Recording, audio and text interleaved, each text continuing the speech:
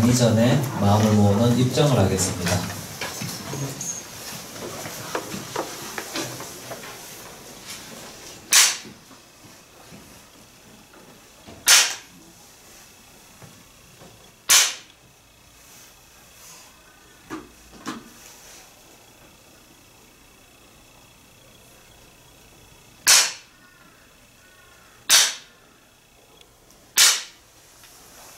네, 반갑습니다. 반갑습니다.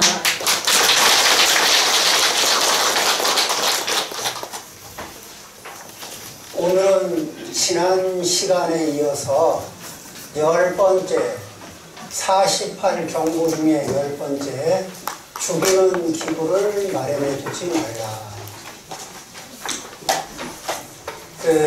죽이는 기구 중에는 이제 사냥을 위해서, 옛날 같으면 사냥을 위해서 화살이나 창, 이 도끼 이런 것들이요. 그런 것들을 얘기할 수 있는데, 요즘에는 이제 그 범위가 좀 넓습니다. 해치기 위해서 갖출 수 있는 것들이 직접 사냥하는 것들도 있겠지만, 또 여러 가지 과학적으로 발달된 것들이 있는데, 살심을 품은 상태에서 나의 살심이 표현될 수 있는, 현실적으로 그 나의 살심이 표현될 수 있는 도구들이 있죠. 요즘에는 뭐도 있을까요? 주사기, 뭐 이런 거. 주사기를 다룰 줄 아는 분은 주사기 안에 약물을 뭐를 쓰느냐에 따라서 많은 이 효과를 낼 수 있겠죠. 그런데 우리의 일상인들은 그런 걸 잘 안 쓰니까 뭐냐면은 뭐를 갖추지 않냐면은 한번 내가 제대로 혼을 내줘야지, 언제 걸리기만 아니라 다리를 탁 걸어내길, 이런 왜 마음에 그런 거를 딱 갖추고 있는 거 있죠. 그러다가 인연만 오면은, 기회만 오면은 어떻게 해보겠다, 이런 마음을 품지 않고 사는 거.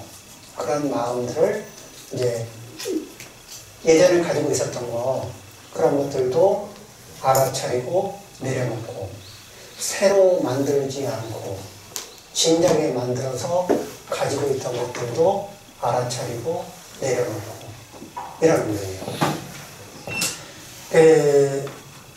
이제 우리가 살아가면서 3세 인과에 대해서는 좀 우리가 좀 잘 생각을 못하는 게 있는데, 과거 이 현재 세에 우리가 태어나서 살아가면서 우리가 어떤 사람은 총명하고 어떤 사람은 좀 덜 총명하고, 같은 형제 밑에서, 같은 부모 밑에 태어난 형제라도 어떤 사람은 제복이 있고 어떤 사람은 제복이 적고, 같은 형제라도 누구는 더 건강하고 누구는 좀 덜 건강하고 이렇습니다. 부모가 차별을 적게 하고 가능하면 키우는 자식에게 정성을 더 쏟아도 이런 일들이 발생이 됩니다. 이게 왜 그런가 하면은 자기가 가지고 온 복의 차이거든요. 자기가 가지고 온 운의 차이인데, 이제 전생이라는 차원에서 금생이라는 차원으로 이사를 옵니다. 또 우리가 한 생을 마치면서 다음 생이라는 차원으로 이사를 가겠죠. 그 사이에 울산에서 살다가 부산으로 이사 올 때, 울산에서 부산으로 이사 온 사람이 똑같이 부산에서 똑같은 삶을 사는 게 아니라, 울산에서 부산으로 올 때 가지고 온 복량의 차이에 따라서 부산에서 살아가는 삶이 다른 것처럼, 전생에서 금생으로 가지고 온 복량의 차이에 따라서 금생을 살아가는 스타트 라인이 다르다는 겁니다. 어떤 사람이 왕씨라고 있었어요. 옛날 동정호 근처에서 살던 사람인데, 이 왕씨가 차잎을 이렇게 도매를 하는 사람입니다. 중국 사람들 차 많이 마시죠. 우리도 그 덕에 중국 차를 맛을 좀 봅니다. 근데 이분이 자식이 없어요. 40이 다 돼가는데 그 옛날에 마흔이 다 돼가지고 자식이 없다는 거는 이제 자식을 두고 싶은 사람한테는 비상이죠. 뭐 요즘에는 우리 의술의 도움으로 40에도 자식을 잘 둡니다만, 자, 이제 그러고 있는데 그 일대에서 아주 소문난 관상가를 그분이 사는 마을 근처로 지나가게 됐어요. 그래 다들 가서 너도나도 묻게 되는데 이분이 가서 저는 언제쯤 자식을 갖겠습니까? 하고 묻더니 자식은 그만두고 당신 올 연말에 죽겠다. 명이 다 됐다. 근데 좀 알아보니까 이분이 명이 다 됐다는 사람 치고 더 산 사람이 없는 거예요. 그러니까 이 왕씨가 체념을 하고 마음을 내려놓고 하던 사업을 정리를 하고, 그러고 이제 그리고는 생각을 해보니 시간이 조금 남아서 죽으려니까 연말이 조금 남은 거예요. 그래, 동정호가 근처에 있는데 언제 한번 가서 동정호를 한번 느껴보리라, 이런 생각은 있었지만 계속해서 동정호하고 인연이 없었던 거예요. 그러다가 이제 마지막인데 이때 안 하면 언제 하랴 싶어서 동정호에 갔습니다. 경치가 좋은 곳에 이 숙박소를 하나 빌려가지고 거기에 숙박을 하면서 동정호, 저기 회전역에 동정호를 거닐고 있는데, 동정호도 이렇게 굉장히 넓은 호수인데 그쪽에 한쪽에 좀 높은 집안이 좀 높은 데서 한 젊은 여인네가 또록 뛰어가더니 퐁당 빠지는 거예요. 자기는 살고 싶어도 더 이상 살 수 없는 운명인데 저 스스로 자기 목숨을 끊으려고 그러니까 저 말도 안 되잖아요. 옆에 어부들한테 가서 구해라 그러니까 꼼짝도 안 해요. 그래서 은 한 냥 줄게 안 움직여요. 은 두 냥 줄게 하니까 움직여 책상에 가서 구해와요. 자, 이제 구해놓고 물어봤어요. 당신은 젊은 나이인데 왜 목숨을 끊으려고 하느냐 그랬더니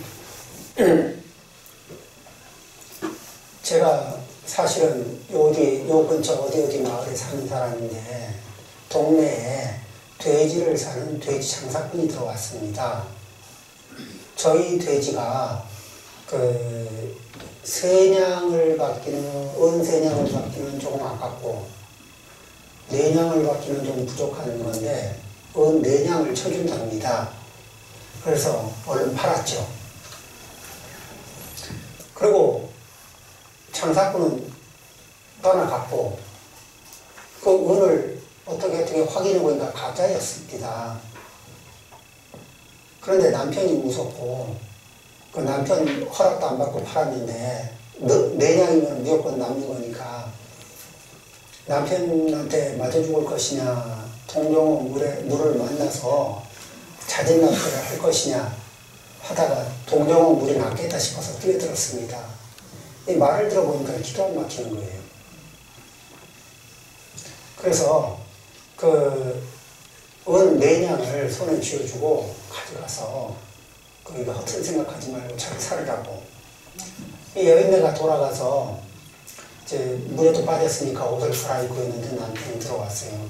그래, 이게 뭔 일이야? 이랬더니 그간의 사정을 얘기하면서 돼지를 가지고 있던 돼지를 은 내냥에 팔았다니까 입이 이렇게 귀에 걸리려 하다가 은이 가짜였다니까 막 눈을 부라리면서 사람을 잡아먹을 듯 하다가 그 뒤에 또 물에 빠졌다가 은 내냥을 얻어왔다니까 남편이 감정이 복잡해지더니 부엌으로 가서 잠깐 나갔다 온 거예요.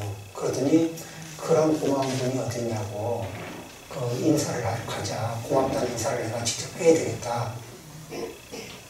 그러고는 이제 갔는데 이 부엌에 가서 뭐를 했냐면 이 작고 날카로운 칼을 이렇게 해가지고 허리춤에 찬 거예요. 속으로 무슨 생각을 했냐면 은 내냥을 넘겨줄 사이면은 이 연놈들이 보통 관계가 아니려니.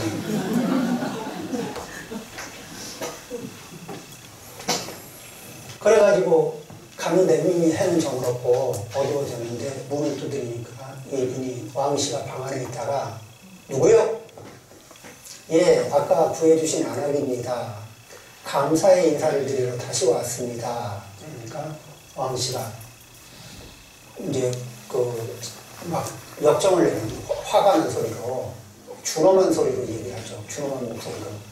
당신은 당신의 가족이 있고 나는 나의 가족이 있고 당신은 아까 돼지를 잘못 팔아서 남편한테 이렇게 혼인할 거를 두려워해서 물에 빠졌고 나는 당신의 처지가 안타까워서 그 돼지값을 쳐줬고 그리고 가서 잘 살으라 했고 그러면 됐지.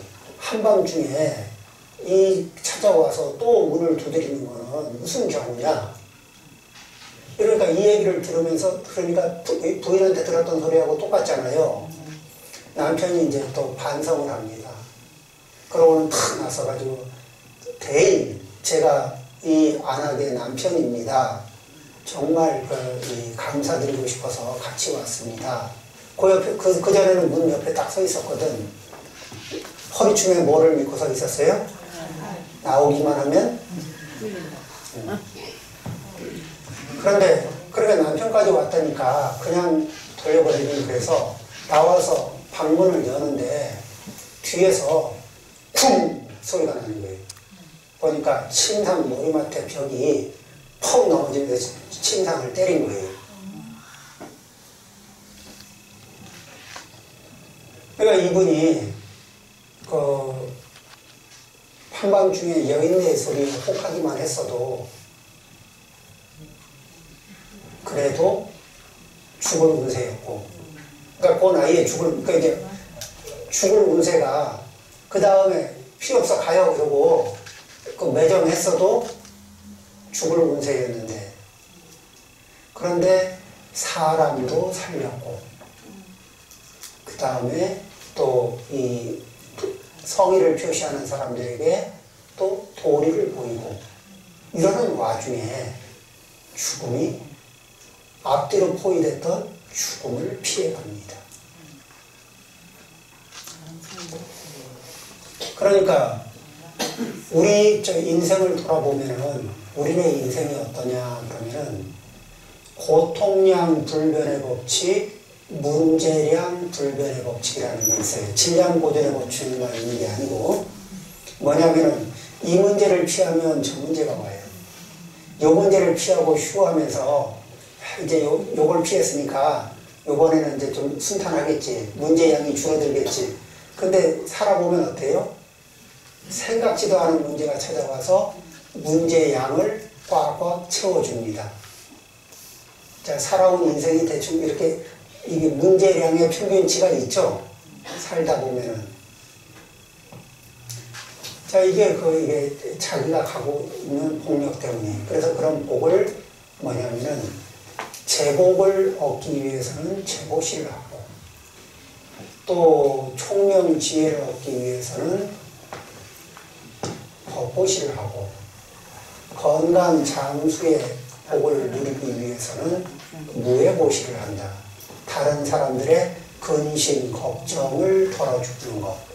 마음의 부담, 근심, 걱정을 덜어주는 것은 무예보시라고 합니다. 이제 법보시는 이렇게 우리가 알고 있는 여러 가지 지식 정보를 이용해서 다른 사람의 지혜의 수준을 높여주는 것을 그런 것을 법보시라고 하죠. 근데 다 아까워요. 재물도 아깝고. 그 다음에 내가 알고 있는 것으로 저 사람이 잘나 보이게 하는 것도 아깝고. 그러죠? 그 다음에 그 사람이 평소에 나한테 점수를 따놓지도 않았는데 내가 저 사람의 근심 걱정을 덜어주기도 아깝고. 그 아까운 마음을 넘어서는 것.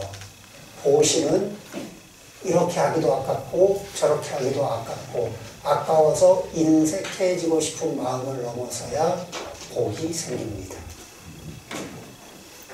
되게 아까워서 인색해지는 마음을 넘어서지 못하면은 복을 많이 누리고는 싶은데 또 복이 내 주변을 스쳐는 지나가는데 나하고 인연이 닿지 않는 경우가 많을 겁니다. 그래서 이런 사기, 죽이는 도구를 갖추지 않는 거는 그런 거는 우리가 무해고식, 상대를 두렵게 하고 상대의 수명을 줄어들게, 다른 중생의 수명을 줄어들게 하면은 그 과보로 저도 단명 내지는 질병의 과보를 겪는다. 그러니까 그런 과보를 금생에 좀 면하고 싶거나 이러면은 무해고시를 합니다. 무해고시 하는 중에는 이런 것들이 있죠. 보험료 다 내죠. 보험료 낼 때 또 이런 마음으로 냅니다. 내가 이걸 잘 해가지고 언젠가 내가 안 좋은 일이 생겼을 때 보상받아야지. 그러죠? 그런데 그게 아니라 내가 내는 보험료로 누구 급한 사람들 도움이 될 수 있으면 좋겠다. 그런 마음 한 자리가 그렇게 되면은 그리고 나는 이 보험료를 타서 쓸 일이 없었으면 좋겠다. 그렇죠? 다른 사람들한테 보시하고 하는 마음으로 보험료를 내면은 마음이 커요, 작아요? 마음도 크고. 그리고 수없이 많이 어려워져서 고생할 사람들에게 도움도 주고 싶고. 이런 마음자리 하나, 똑같은 행위인데 마음자리 하나가 그렇게 다르게 합니다. 아시겠죠? 네, 또 다른 유니세프라든지 여러 가지 이렇게 우리가 협조를 하면은 조금 더 행복해질 만한 사람들이 있겠죠? 아프리카 같으면은 한 돼지 저금통 하나에 3만원에서 5만원인데 그러면은 죽어가는 사람 한 3명 정도는 살릴 수 있는 돈이 된다네요. 네, 그런 점들도 있습니다. 자, 11번째, 나라의 사신이 되지 말라. 이 나라의 사신이 된다. 어느 당파의 사신이 된다. 신분군이 되는 거죠, 사신은. 어느 당파의 이익을 대변하고 어느 당파의 입장을 대변하는 쪽이 되면은 내가 대변하는 쪽에는 도움이 될지는 모르겠는데 사실은 뭐예요? 다른 사람, 사신이 돼서 하는 역할은 내 입장에서는 옳고 상대 입장에서는 무리가 되는 어떤 행동들을 하게 되거든. 그런 입장은 이 보살도를 닦는 이들은 전체를 포용하는 마음을 내지 어느 한쪽을 편을 드는 입장에는 서지 않는다. 이런 거를 기본으로 하는 겁니다.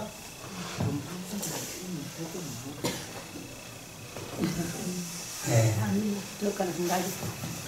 네. 그렇게 해서 이제 우리가 마음을 이렇게 입장을 취하고 행동을 할 때도 무엇을 어느 포인트를 둘 거냐. 부모가 자식 둘을 놓고 얘기를 할 때도 마음이 한쪽으로 기울어 있으면 조심해야 됩니다. 마음이 기우는 거는 익숙해진 대로 자연스럽게 흘러가는 건데 그 사이에 한쪽의 자식은 상처가 나고 한쪽의 자식은 교만해집니다. 그러겠죠? 기우는 것은 그 업력에 따라서 자연스러울 수 있는데 조심하는 거는 우리가 자기를 알아차리는 힘이 있으면은 그 조심하면서 이렇게 조율할 수가 있겠죠. 왜냐면 마음은 어디로 흘러도 자식은 다 소중한데 어디 한쪽에는 상처를 주고 어디 한쪽에는 교만심을 심어주는 거는 바라는 일이 아닐 겁니다. 그러겠죠? 좋지 않은 장사는 하지 말라. 그러니까 이제 생업을 선택할 때 생업에 선택할 수 있으면 가능하면은 그러니까 이 옛날 같으면 이제 노예 장미나 노예 가축을 사고 파는 일, 그런 건 뭐죠? 생명을 사고 파는 일 같은 거. 그 다음에 이렇게 또 누구를 이렇게 사냥도구 같은 거 사고 파는 거 이렇듯이 지금 이런 것들이 없겠죠. 우리나라에는 총포 매매가 안 되죠. 예, 총포 매매는 뭐예요? 한 측면에서는 지켜준다는 의미가 있지만 한 측면에서는 잔인하게 사살할 수 있는 물건들이거든. 그렇죠? 예, 이런 것들 이제 그런 것들은 장사를 하지 않는다. 그 다음에 비방하지 말라. 우리가 이제 언제 비방을 하냐면은 비방은 자연스럽게 나오는 거고 비방을 면하는 방법이에요. 뭐가 문제냐면은 우리는 지난 시간에 이야기를 했습니다. 자기 자신의 존재 가치는 상대에 비해서 한 몇 배로 높아요? 기본 3배 이상. 그럼 자기의 존재 가치가 한 기본 3배 이상인데 그런데 상대가 나에게 해코지하면 1짜리가 3을 해코지하면은 괘씸해요, 안 해요? 그러니까 이 감이라는 말이 쉽게 나오는 게 뭐냐면은 우리는 상대에 비해서 자기의 오만심을 쉽게 가질 수 있는 마음 구조가 있거든. 그러니까 네가 감히 어떻게 내 자식을 뭐 이런 느낌이거든. 이게 자연스럽게 들어요. 자, 이렇게 자기의 존재 가치에 대해서 증폭하고 느끼는 게 너무너무 자연스러운 상황에서 거기에서 화가 나잖아요. 화가 나면은 3배가 아니라 10배 이상 증폭이 돼요. 그러면 10배, 25배쯤 증폭이 되고 나면은 어떤 느낌이 되냐면 10분의 1짜리고 20분의 1짜리가 되거든, 상대가. 그렇죠? 그러면은 상대가 대단해 보여요? 하찮아 보여요? 화가 많이 나면 상대가 대단해 보입니까? 하찮아 보입니까? 실제로 하찮아 보이죠? 그때쯤에는 못할 말이 있어요? 없어요? 20분의 1짜리인데 30분의 1짜리고 그러죠? 그래서 그렇게 되면은 뭐예요? 상대를 해칠 수 있는 말, 상대에게 치명적이 되는 말, 이런 말들이 서슴지 않고 나오는 거예요. 어린아이들이 개미를 쉽게 한 마리 딱 밟을 수 있는 거는 뭐냐면 개미가 하찮아 보이기 때문이거든. 생명을 존중하는 마음을, 이렇게 습관을 가지고 있거나 그러면은 그렇게 안 하겠죠. 하찮게 보이면은 서양 사람들이 우리가 옛날에 독일이나 어디나 이런 데 가서 일을 할 때 한국 사람들, 동양 사람들을 가볍게, 지금도 그런 사람들이 있겠지만은 그렇게 보면서 얕잡아 보기 시작하면은 함부로 하는 게 있잖아요.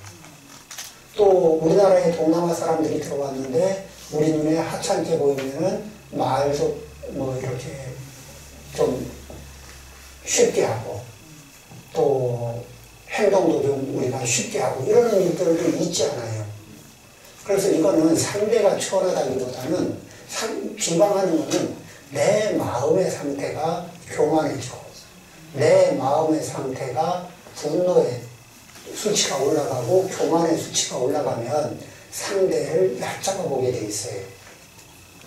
그러면서 이 상대에게 상처가 되는 말들, 상대를 해치는 말들을 너무 쉽게 할 수가 있게 돼요. 안 그러겠습니까? 실제 우리 인생에 그런 게 있을까 없을까요? 그래서 무엇을 연습하냐면은 공경하는 연습을 합니다. 우리는 늘 하심이라는 말을 많이 들었죠. 그렇죠? 하심. 이거는 이게 겸손하라는 말에 이게 동적인 자세거든. 겸손은 자기를 아래로, 자기의 존재 가치를 이렇게 높이 올려놨던 존재 가치를 좀 아래로 쭉 내려서 쓰는 거죠. 하심. 그런데 이 하심을 노력하고 하심을 연습하는 거는 우리가 겸손해진다 이게 아니고 정상으로 돌아가는 겁니다. 왜? 우리는 과분하게 나를 3배, 5배, 10배 확대 해석하고 있는데 그거를 정상적인 수치로 끌어내리는 수련법이 하시입니다. 그러겠죠? 그러니까 그 하심은 어디에서 해요? 쉽게 작동되는 배우자 사이에서 하심을 합니다. 배우자 사이에서도 배우자를 살짝 얕잡아 보는 마음이 수시로 작동이 될까 안 될까? 그렇죠. 거기에서 하심하면서 공경하기. 그 다음에 자식들을 바라보면서 또 그런 게 움직이나 안 움직이나 공경하면서 자식들도 공경하면서 존중하면서 그러면서 대화를 해봐야 됩니다. 자, 그렇습니다. 그 다음에 불을 지르지 마라. 여기 이제 농사를 요즘에 안 짓는데 농사를 짓는 분들이 이제 그렇게 들불을 놓거나 이렇잖아요. 그 안에 뭐냐면 많은 생명들이 있고 또 잘못하면 산불로 번지면서 많은 피해를 일으키기 때문에 그래서 그런 겉보기에는 이제 이렇게 정리 정돈을 한다는 느낌이겠지만은 실제로는 굉장히 많은 사람이 따라오기 때문에 금생에서 다음 생으로 이사를 갈 때 그럴 때 이제 이 단명수 또 아니면 그 질병으로 고생하는 그러죠? 많은 생명의 생명을 끊게 되는 그런 과거라는 것이 따라붙어요. 그래서 인생을 잘 사는 방법은 복을 짓고 복을 안 까먹고 그러죠? 그러니까 복은 지으라 그러면요. 복 지으려면 힘들거든. 근데 까먹는 건 너무너무 쉬워. 복을 짓는 거는 돌을 굴려서 큰 돌을 굴려서 산 정상으로 끌고 올라가는 것처럼 힘들거든. 근데 까먹는 거는 산 정상에 올려놓은 돌을 발로 차서 아래로 굴리는 것만큼이나 간단하게 까먹는다고. 그러니까 이제 그런 복을 짓는 데 주력하고 까먹지 않기 위해서 조심해야 돼요. 자, 이제 복이라 그러면 다른 말로 하면 돈이요. 벌기는 쉽고 쓰기는 어렵다? 아니면 벌기는 어렵고 쓰기는 쉽다. 그러니까 쓸 자리에 조심조심해서 쓰지 않으면은 한 달 경제가 유지가 됩니까? 안 됩니까? 아주 조심조심해서 쓰게 되죠. 그렇듯이 이게 이 복을 함부로 남용을 하면은 금방 안 되거든. 평생을 써도 다 못 쓸 것 같은 복을 가지고 태어난 사람들이 탁월하게 교만해지고 탁월하게 자기가 잘난 맛에 함부로 행동하는 사람들이 있습니다. 그분들은 자기 복을 평생 써도 다 못 쓸 복들을 가지고 태어난 사람이 자기 복을 바닥부터 붕괴를 시키거든. 그러다 어느 순간에 자기 복이 다 사라지고 나면은 청성같이 나를 지켜줄 것 같던 그 기운이 모두 사라지고 그리고 초라한 자기 자신만 남게 됩니다. 그러니까 복을 아껴야 돼요. 있을 때 아끼는 겁니다. 네, 세상의 이치가 그런 것들이 많죠. 자, 그 다음에 15번째 딴 법으로 교화하지 마라.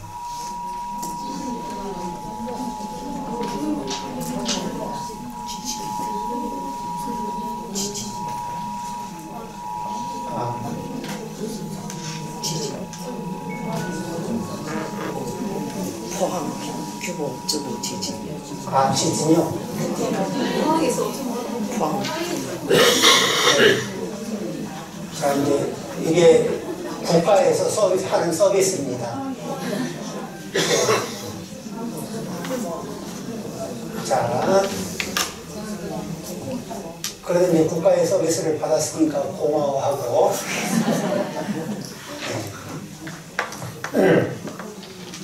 딴 법으로 교화하지 마라. 여기 딴 법이라는 거면 불법은 다른 법들은 이걸 따라오면은, 이 말을 따라오면 괴로움이 줄고 행복이 는다.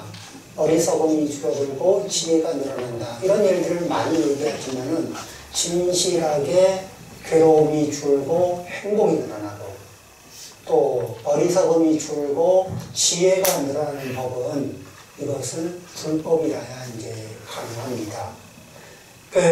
보통 우리가 왜 부처님이 관상 보고 정치 보고 이런 거 하지 말라 이랬냐면, 지금 우리가 공부하는 것은 공부하는 내용을 가만히 돌이켜서 생각을 해보면은 이렇게 지금 나오는 내용들을 우리가 소화하고 생활을 하면은 내 복이 바뀔 것 같아요? 늘어날 것 같아요? 줄어들 것 같아요? 자, 복이 늘어나면 운명이 바뀔 것 같아요? 안 바뀔 것 같아요? 바뀌어요. 그러면 점을 보거나 이렇게 관상을 보면은 복이 늘어나는 법을 알려줍니까? 아니면 복이 내가 발견하지 못한 복이 얼마만큼 있다는 거, 그리고 그거를 들고 있던 적금이 있는데 그걸 언제 빨리 그걸 다 쓰는 방법은 뭐냐, 뭐 이런 거 알려주는 거잖아요. 근데 그래서 그 홀랑 빼쓰고 나면은 그거는 인생이 개선이 되는 겁니까? 안 되는 겁니까? 인생 개선이 별로 크게 당장 급한데 당장 발보고 나는데 미리 뺏쓰는 거예요. 개돈 11번에 있던 거 어떡하면은 3번에 갖다 놓고 타 쓰느냐. 근데 개돈 3번에 갖다 놓고 타봐도 나머지는 부어야 되거든. 그거는 우리의 인생을 성장시키는 겁니까? 아니면 그냥 눈속이 많은 겁니까? 그리고 운명을 바꾸는 힘을 줍니까? 아니면 운명에 순종하게 만듭니까? 그렇죠. 그런 것들은 다 운명에 순종하게 만들거든. 왜 하지 말라고 하느냐? 그게 아니라 복을 짓고 지혜를 개발해야 운명이 우리가 원하는 방향으로 바뀌고 성장한다는 얘기를, 그리고 그런 가르침이 부처님의 가르침이죠. 그러니까 다른 법으로 교화하지 말고 다른 법으로 교화하지 마라. 뭐죠? 불법으로 교화해라. 지금 이렇게 부처님의 법을 중심으로 해서 이렇게 얘기를 듣다 보면은 어때요? 복잡했던 머리들 또 이렇게 어디로 이런 것들이 차분하게 가라앉는 게 있습니까? 없습니까? 그렇죠.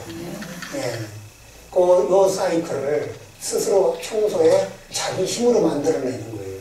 그리고 이 화장 범위 안에 들어온 사람들은 누구나가 그렇게 안온하고 행복하게 그렇게 만들어줄 수 있는 힘을 스스로 다들 가질 수 있게 부처님이 안내를 하십니다. 잘 따라가고 싶어요? 안 따라가고 싶어요? 따라갑니다. 그러고 싶죠? 네. 그 다음에 이제 보살도를 닦는 사람들은 16번째, 이양을 탐내지 말고 바르게 가르쳐라. 그러니까 여러 가지 이제 복을 짓는 법도 가르치고 하는데, 좀 한 봉투 주신 분은 더 자세히 가르치고, 또 위세가 있는 분은 조금 더 자세히 가르치고, 봉투가 없는 분은 대충 가르치고, 이러지 말라는 얘기예요. 그러니까 이거는 뭐예요? 우리가 누구를 대접할 때 저 사람은 조금 대접을 해줄 만한 사람, 저 사람은 대접을 조금만 해줘도 되는 사람, 저 사람은 대충 무시해도 되는 사람, 이렇게 가늠하지 말고 어떻게 하느냐? 인연 되는 대로 정성을 다해라. 그러죠? 그 다음에 가르치는데 기준점이 뭐냐면 3세 인과를 바탕으로 하고, 그 다음에 사람들에게 가르칠 때 이건 이렇게 하는 게 좋고 저건 저렇게 하는 게 좋고 내 말을 따라서 해봐라, 이렇게 가르치면 대부분 실패해요. 자, 이 세상의 대부분의 사람이 나를 따라라 이러거든. 집에서 남편도 나를 따라라, 아버지도 나를 따라라, 어머니도 나를 따라라, 아들도 나를 따르세요, 딸도 나를 따르세요, 다 이러고 있거든. 그러죠? 예, 절에 와도 또 이쪽 저쪽에서 나를 따라라 이렇게 그러다가 또 이제 부딪히는 수가 있어요. 이런 것들이 뭐냐면은 그 아상을 기반으로 해서 이게 자기를 중심으로 자기의 존재감을 중심으로 주변을 정리정돈하고 싶어하는 열망이에요. 그러니까 내가 내 아상의 힘이 나타날 때는 내 눈에 정리정돈이 된 것 같은 느낌으로. 그래서 내 말대로 들으면 세상이 평온할 것 같은 생각이 들어요. 그게 아니고 아상만 사라지면 세상이 조용해져요.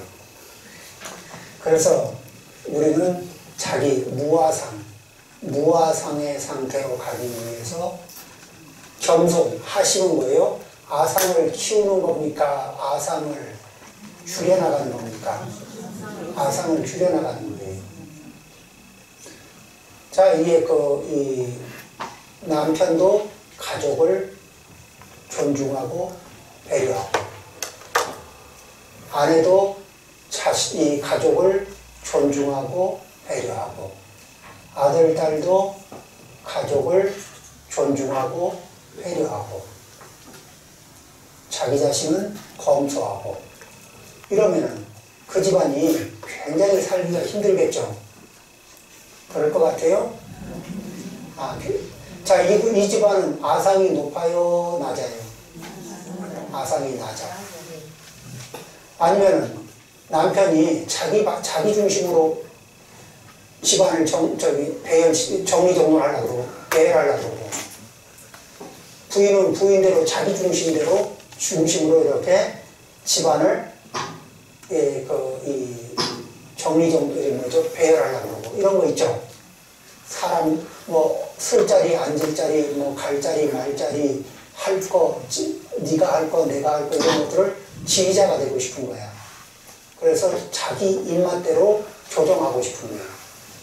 남편은 자기 입맛대로 집안을 조정하고 싶고, 부인도 자기 입맛대로 집안을 조정하고 싶고, 아들도 딸도 그러고 있으면, 그리고 서로 포기 안 하면, 그러면서 그들은 행복하고 단란하게 살았더라. 영원히.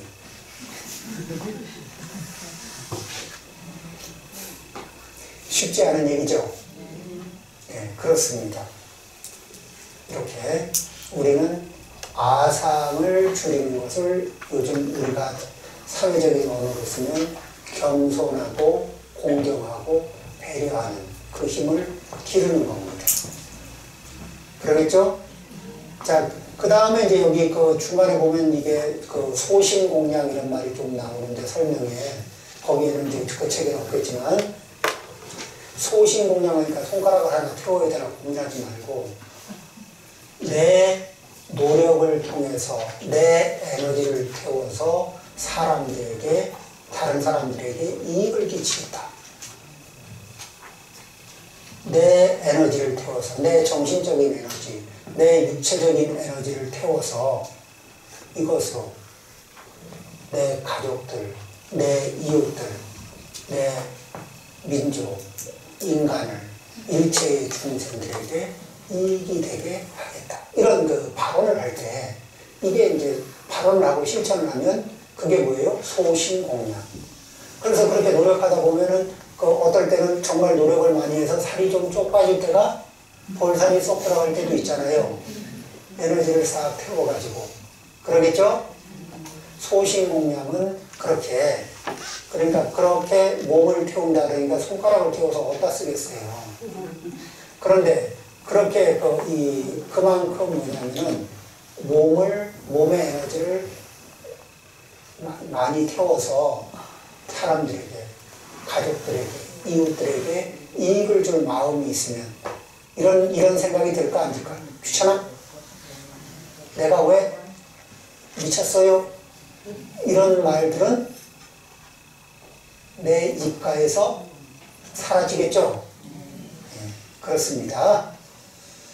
세력을 믿고 요구하지 말라.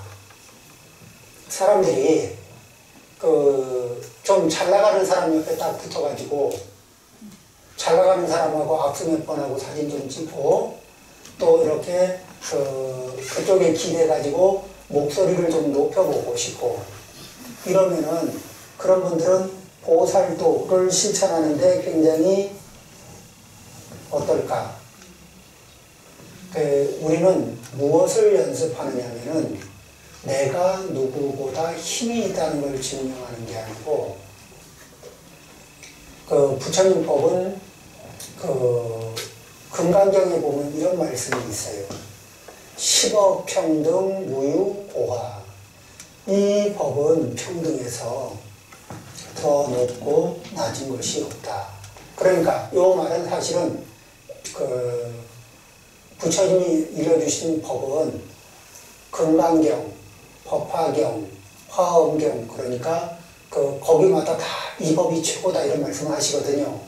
그런데 그러니까 금강경을 읽으니 금강경이 최고래. 그러니까 다른 것보다 이게 최고야. 사실은 내가 최고라는 말을 하고 싶은데 그 말을 금강경을 빌려서 금강경을 하고 있는 내가 최고야. 이 소리를 하고 싶은데 그게 참 안 되니까 나는 금강경 하고 있어. 최고의 뭐를 하고 있어. 이런 얘기를 하는 거예요. 그런데 금강경, 이 부처님이 이런 거예요. 금강경을 일러줘서 도움이 될 만한 금기들이 왔을 때는 금강경을 설해주고 이게 최고다. 이렇게 일러주셔요. 법화경을 일러줘서 도움이 될 만한 금기들이 오면은 법화경을 일러주고 이 경이 최고다. 그렇죠? 자, 매 순간 진심으로 사람을 소중히 여기는 사람한테는 누군가가 찾아와요.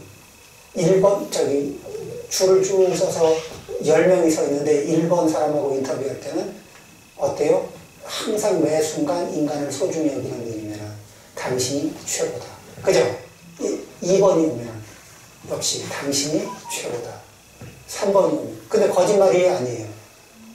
그 순간순간 진실한 거예요. 이렇게 사람들을, 이 사람들의 존재 가치를 소중하게 보고, 그리고 현재에 성장할 자리가 있으면 성장할 수 있도록 도와주고, 부처님의 안목은 우리의 가능성은 모두가 부처님이 될 수 있는 존재들이다. 그래서 부처님은 우리 모두를 부처님 대하는 마음으로 대하십니다. 당신하고 동등한 마음으로. 다만 아직 그 능력이 발현이 되지 않았기 때문에 그래서 그 당신하고 동등한 능력이 발휘될 수 있게 도와주시려고 가르쳐 주셨어요. 그게 법이거든. 그렇죠? 경전에 있죠. 그러니까 대하는 마음은 어떻게? 존중하고 부처님을 닮아가면서 존중하고 공경하고 배려하고 그러면서 나는 겸손하게 무아, 무아상의 극정으로 그래서 무아의 상태를 성취하기 위해서 공부합니다. 이러면서 평등하게 대하는 연습을 합니다.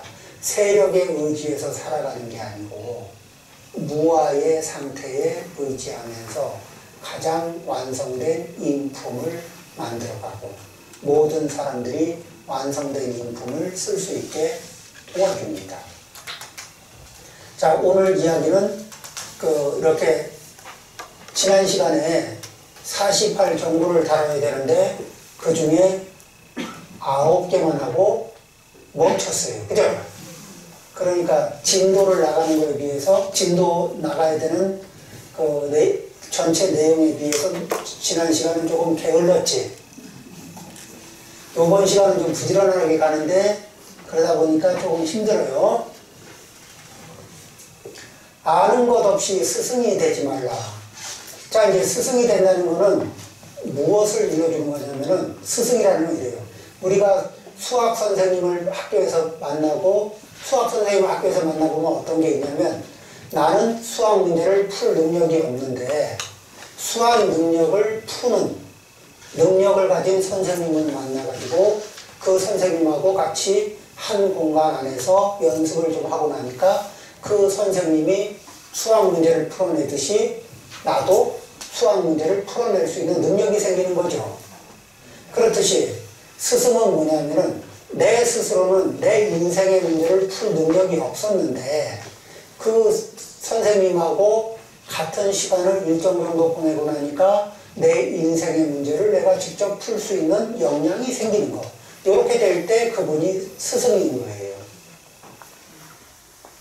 자, 나 혼자 보니까 세상이 보이는 폭이 나는 내가 보는 게 다인 줄 알았는데 스승님하고 같이 앉아서 이렇게 세상 보는 법을 연습하고 나니까 세상도 넓게 보이고 나 자신을 보는 연습을 해보니까 나 자신도 더 잘 보이고 또 어떤 게 있냐면 사람은 남을 보는 눈은 있는데 자기를 보는 눈이 없어요.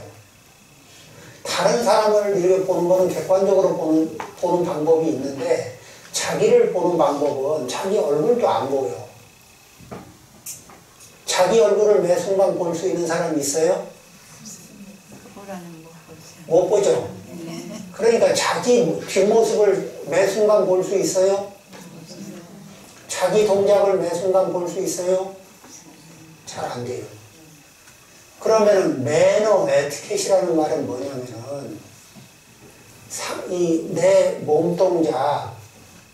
내 몸동작을 자기 머릿속에서 평소에 연습해서 이렇게 이미지로 느낄 수 있는 사람이 돼야 되는 거예요. 이걸 연습하는 거예요. 내가 하는 행동이 내 모습을 내가 다른 사람의 입장이 돼서 내 모습을 바라본다 생각하고 그러면서 이렇게 상상으로 나를 볼 수 있는 연습을 하는 거거든. 그리고 내가 말하는 내 소리를 다른 사람이 듣는다고 생각하고서 내 소리를 들어보는 거예요. 요즘에는 쉽습니까? 어렵습니까? 상대적으로 쉬워요. 어떻게? 캠코더가 있잖아요. 캠코더 아니면 스마트폰도 되잖아요. 나 몰래 나를 몰카 좀 해줘. 이렇게, 그죠? 그래가지고 이렇게 동영상 이렇게 해놓은 거, 그런 걸 가지고 와서 모아서 바라보면은 내가 예상치 못한 나의 습관들을 발견할 수 있을까, 없을까? 대화를 하면서 이렇게 스마트폰에 녹음 기능을 켜놓고 대화를 해보는 거예요. 평상시에 기분 좋을 때도 해놓고 기분 나쁠 때도 해놓고 누구를 한번 애를 먹여야 되겠다 싶은 생각이 들 때도 해놓고 그래서 이제 그러면 그때마다 사운드와 이게 옥타브가 달라지거든. 그런데 그거를 그냥 할 때 자기는 모르지만은 그것을 자기가 녹음을 하고 녹화를 한 상태에서 자기 자신을 돌아보면은 굉장히 많이 보입니다. 그러면서 평소에 어떻게 하냐면은 그래서 자기 자신을 자기가 보는 감각, 우리는 추상적으로 밖에는 자기를 못 봐요. 그러죠? 예, 추상적인 자기 모습. 추상적으로 자기를 보는데 그것이 남들이 객관적으로 보는 것만큼 객관성을 띠게끔 연습을 하는 겁니다. 이 말이 좀 어렵죠? 이렇게 연습을 하지 않으면은 어떤 문제가 발생이 되냐면은 여기는 보살님들만 있어서 잘 모르죠. 뭐냐면 이제 남자들만 많으면은 이 당구공을 가지고 설명하고 싶거든. 당구공은 이렇게 탁 쳐가지고 보내고 싶은 방향으로 갈 것 같은데 안 그래요. 이게 가라는 대로 가는 게 아니라 침대로 가는데 어느 방향으로 가는지 역학관계에 따라 변합니다. 이건 이해가 되질 않아요. 경험체가 맞지 않으니까. 자, 우리는 녹음을 해서 들어보면 어떤 게 있냐면은 내가 이런 식으로 표현했나? 이런 걸 알게 됩니다. 낯설은 자기를 발견하게 됩니다. 그러면서 자기를 객관화해서 보고 그 다음에 그런 부분에 대해서 또 일러줍니다. 주변에서 그거는 좀 그렇게 하면은 좀 불편해. 그럴 때 저 사람은 왜 이렇게 까칠해 내지는 저 사람은 나를 왜 이렇게 삐딱하게 봐 이게 아니라 내가 하는 행동이 나는 기본적으로 몇 점짜리예요? 최소 3점짜리 이상이고 3점 이상이고 상대는 1점이면은 그 의식 속에 뭐가 있냐면은 존재 가치가 그러면은 3위 하는 거는 너희들은 좀 참아야 된다는 생각이 당연히 받아들여야 된다는 이런 의식이 밑에 깔려 있거든. 그 생각을 걷어놓고 이렇게 바라보면은 불편한 거는 불편한 거예요. 우리도 누군가를 만나서 불편한 거는 불편하죠. 그런 것들에 대해서 객관적으로 바라보고 객관적으로 고칠 수 있고 이렇게 계기를 마련해 주는 분이 있으면 스승님이시구나 이런 마음을 갖고 겸손하게 배우는 자세를 취합니다.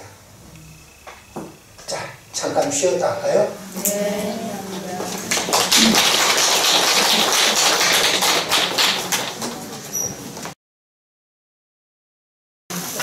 자, 앞쪽에 아는 것 없이 스승이 되지 말라. 그러니까 18번째 아는 것 없이 스승이 되지 말라. 그거는 안목이 되어주고 그 사람의 그 괴로움의 양을 줄여주고 행복의 양을 늘려주고 어리석음을 줄이고 지혜를 늘려줄 수 있는 안목이 있을 때 그때 이제 선생님 노릇을 하는 겁니다. 그전에는 어떻게 해요? 그러면은 그전에는 어떤 선생님 노릇을 하면 되냐면은 내가 직접 할 수 없을 때는 내가 직접 하는 것과 똑같은 효과를 내는 법이 있어요. 어떻게? 야, 관음사에 가니까 그 비리법석이 있더라. 지금 거기에서 법문을 들어보니까 강의를 들어보니까 그 도움이 되고 많이 좋더라. 이렇게 이제 해서 같이 가보면 어떻게 돼요? 그러면은 권유를 해서 이 자리에 와 있는 분이나 앞에서 이렇게 강의를 하는 입장이나 짓는 복의 양이 어떻게 될 것 같아요? 누가 더 커요? 데리고 온 사람이나 강의를 해서 법보시를 하는 입장이나 데리고 와서 법보시를 하는 거나 똑같아요. 그러니까 그 재보시를 하는 방법에는 직접 역량을 갖춰서 재보시를 하는 법이 있고 또 이 상이 차려진 자리에 데려다 줌으로 해서 법석이 차려진 자리에 데려다 줌으로 해서 생기는 할 수 있는 법보시가 있어요. 똑같이 총명지혜의 과보를 받게 됩니다. 자, 19번째, 두 가지로 말하지 말라. 두 가지라는 건 이간하는 말을 하지 말라. 두 가지, 이쪽에 이 말하고 저쪽에 저 말을 하면은 둘이 싸우게 돼요. 자, 사람들은 기본적으로 내가 자기 존재감을 상대에 비해서 3배 이상 갖는다 그랬죠? 그러면 앞에서 할 때는 좀 조심해서 그 내 마음에 드는 만큼 다 하면 상대가 짜증을 내니까 못하고 참았다가 그 사람이 없을 때 편안하게 다른 사람들끼리는 서로가 없는 사람을 대상으로는 조금 얕잡아 보는 말들을 할까 말까 하죠. 그럼 동쪽에서 없는 사람을 얕잡아 볼 때, 또 서쪽에 가서 없는 사람을 얕잡아 볼 때 서로 없는 사람이 교차될 수가 있죠. 그러니까 그런데 그거를 동쪽에서 듣고 또 서쪽 가서 듣고 야, 동쪽에서 들어보니까 동쪽에 있는 사람이 당신에 대해서 이렇게 얘기하더라. 서쪽에 가서는 들은 사람이 또 동쪽 가서 서쪽 사람이 당신에 대해서 이렇게 얘기하더라. 이런 식으로 말하면 사람들은 기본적으로 좀 자기를 확대 해석하고 없는 사람에 대해서는 자기를 더 교만하게 생각하잖아요. 그렇게 말한 거를 사실대로 말한 대로만 해서 옮겨도 싸움이 날까 안 날까? 사이를 벌릴 수 있어요 없어요? 나는 한마디도 더 안 보태고 있는 그대로만 했다고. 있는 그대로만 해도 사람은 문제가 생기게 돼 있어요 안 생기게 돼 있어요? 그러니까 자, 있는 그대로의 말을 옮겨야 돼요? 옮기면 안 돼요? 옮기면 안 돼요.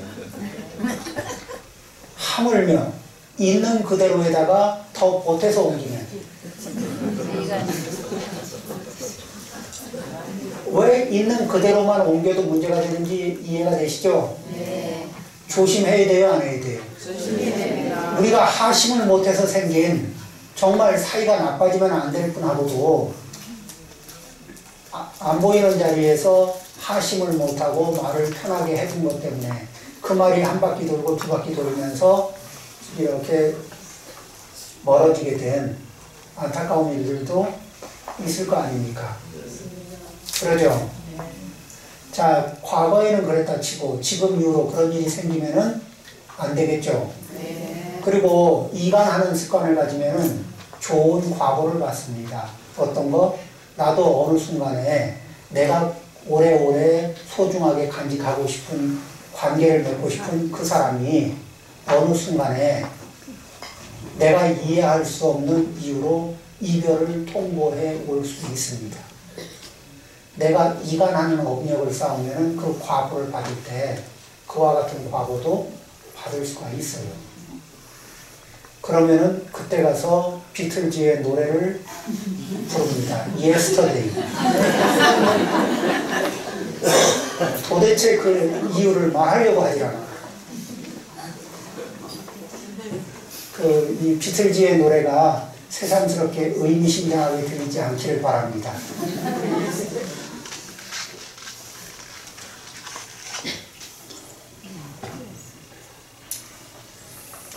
산 것을 놓아주고 죽게 된 것을 구하라. 가다 보면은 이제 외국 여행 가다 보면은 잡아다 놨는데 이 방생이라고 한다고 하니까 또 어떤 행위에는 공급이 따라요. 그래서 방생의 원칙을 좀 얘기하자면은 가능하면은 그 야생에서 또 놓아주면 살아갈 이 생명력이 있는 것들을 그런 것들을 이렇게 놓아주는 쪽으로 한쪽에서 놓아주면 한쪽에서 또 가서 잡아오는 이런 자리 말고 그렇죠? 그렇게 해서 사람들이 잡아오는 습관이 없고 우연히 거기에 만난 거는 또 이렇게 인연을 지어서 좀 살아갈 수 있게 도와주고 이런 것들. 자, 그 다음에 심리적으로 우리가 손으로도 사람의 목을 쪼을 수가 있는데 심리적으로 사람의 목을 쪼우는 기술들이 있을까 없을까?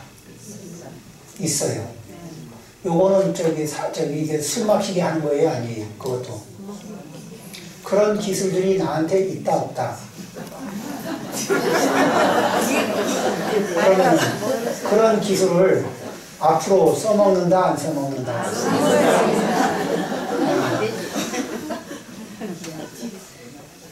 그렇죠? 네. 우리가 작업생리에 오랜 세월을 들여서 터득했는데 그거는 내가 다른 사람 목을 쪼아서 상대 기를 죽이는 거는 그럴 수 있는데 상대가 내 목을 쪼아서 내 기를 팍 죽여놓으면은 좋죠. 네. 그리고 우리는 항상 뭐냐면은 내가 나를 이렇게 조절할 수 있는 역량을 갖추는 겁니다. 충동으로부터 자유로워지고 나 스스로를 다스릴 수 있는 역량을 갖추는 거예요. 조절 가능하게. 그리고 인연에 수순하는 연습을 하면 누구하고 가까이 있어도 이게 편안하게. 그리고 순간순간에 24시간 도와달라는 게 아니거든. 사람들은 그 순간에 한순간에 이렇게 도움이 되고 그 다음에 함께 사는 사람하고도 관계상에도 소욕지족 작은 것으로 만족하는 거예요. 함께하는 사람에게서 서비스를 받을 때 계속 해줘 이런 게 어린애처럼 계속 해줘 이러는 게 아니라 조그만 서비스에 감사하고 필수적인 서비스에 감사하고 그리고 내가 할 수 있는 거는 내가 하기. 가족이 전부 그러면 어떨 것 같아요? 내가 할 수 있는 건 내가 직접 하고 또 가족들이 해주는 서비스도 적은 것으로 충분히 만족하고 가능하면 그 양을 줄이기 위해서 노력하고 그리고 또 내가 해줄 수 있는 거는 기회가 되면 해주고 싶고 이런 마음으로 살기. 그러겠죠? 네. 자, 내가 원하는 서비스 양을 다 채우기 전에는 다 할 때까지 목조르겠다. 이게 아주 이게 겉으로는 점잖은데 내면적으로는 굉장히 고약한 에너지가 돌아요. 21번째, 성내지 말고 때리지 말며 원수 갚지 말라. 이게 우리가 이제 눈이 나빠가지고 금생밖에는 못 보거든. 근데 전생 그러면은 전생에 빚쟁이가 오잖아요. 그러면은 어떤 사람을 인색해. 누구한테 돈도 잘 안 주고 인색한 분이 있거든요. 그런데 그 중에 누가 나타나기만 하면 그 아끼던 돈을 그냥 쉽게 줘요. 그리고 그 받아가는 사람이 고맙다는 소리도 별로 안 하는데도 그냥 주게 돼. 그게 누구냐? 전생 빚쟁이에요. 우리는 인연은 4가지가 있어야 만나거든. 뭐죠? 은혜가 있거나, 그 다음에 원한이 있거나, 갚을 빚이 있거나, 받을 빚이 있으면은 아주 친밀한 관계로 만납니다. 그 중에서 심한 왼수가 부부로 만나면은 이 굉장히 강한 에너지 있잖아요. 원수도 강한 에너지거든. 그러면 갑자기 쫙 땡겨요. 그리고 또 자식이 빨리 생겨. 그러면 이제 초강력, 슈퍼, 울트라 끈끈이 이 관계가 형성이 되거든. 그 다음에 업력이 작동돼요. 근데 이거는 금생의 왼수야 왼수 이러지만은 사실은 전생에 지은 업력이 있는 거 아니에요. 그럴 때는 이제 이 관음사에 와서 부처님 앞에서 다짐을 합니다. 서로 약속을 하고 이렇게 다짐합니다. 전생에 내가 그대에게 해를 끼쳤고 또 그대가 해를 끼치기도 하고 또 해를 입기도 하고 또 당신도 나에게 해를 끼치기도 하고 해를 입기도 했을 거다. 그래서 우리는 그냥 노력하지 않아도 이 서로 해치는 애를 먹이는 그런 업력을 자연스럽게 일으킨다. 이것은 전생의 업력인데 금생에 우리가 만난 이 소중한 인연을 서로의 과거의 업력을 풀으라고 금생을 소모해서 해야 되겠느냐. 지금 이후로 나는 과거에 당신이 나에게 했던 일체의 업력, 행위를 용서하겠다. 그리고 과거 생에서 현생에 이르기까지 당신에게 했던 일체의 악행을 참회하겠다. 당신도 나에게 행했던 악업에 대해서는 참회하고 또 나에게 받았던 기억에 없는 이 피해에 대해서는 용서를 해라. 그리고 지금 이후로 업력이 계속해서 충동질을 하겠지만 내가 나의 업력이 충동질하는 충동력을 이겨내고 참회하는 마음으로 당신에게 잘하도록 하겠다. 당신을 소중히 여기고 잘하도록 하겠다. 당신도 나를 소중히 여기고 잘해주려고 마음을 갖기를 바란다. 이렇게 서로 얘기를 하고 부처님 앞에 와서 우리는 이렇게 살기를 다짐합니다. 비록 과거생의 업력이 악연이었으나 금생의 인연은 선연이 되기를 바랍니다. 이런 다짐을 하면 어떻겠어요? 그렇죠? 업력에 휩쓸리는 게 아니고, 그러니까 성내지 말고 때리지 말며 원수 갚지 마라. 원수의 업력이 있으면 성도 잘 내고 때리기도 잘하고, 그렇죠? 그 다음에 또 맞을 짓도 잘하고.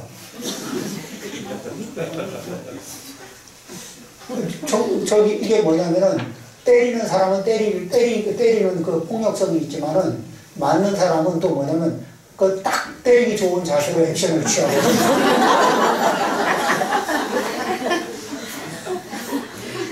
이걸 옆에 관전청으로 보면 그런 게 있어요. 그래서 이런 부분들은 이렇게. 자, 이런 식으로 이 마음을 이렇게 전환해서 쓰게 되면은, 이런 식으로 마음을 전환하면은 우리는 삶의 질이 어떻게 돼요? 네. 악연도 선연으로. 인연을, 악연을 피할 길을 놓는데 악연이었던 사람을 선연으로 전환하는 거예요. 자, 그 다음에 교만한 생각을 버리고 법문을 청하라. 그 이제 사실은 이 앞에서 지금 그 법망경 48경부를 이야기하는 제가 여기에 이제 평생을 공부하신 우리 그 보살님들, 거사님들에 비해서 무슨 뭐 특별한 그런 게 있겠습니까? 그렇게 이제 특별하진 않지만은 그래도 이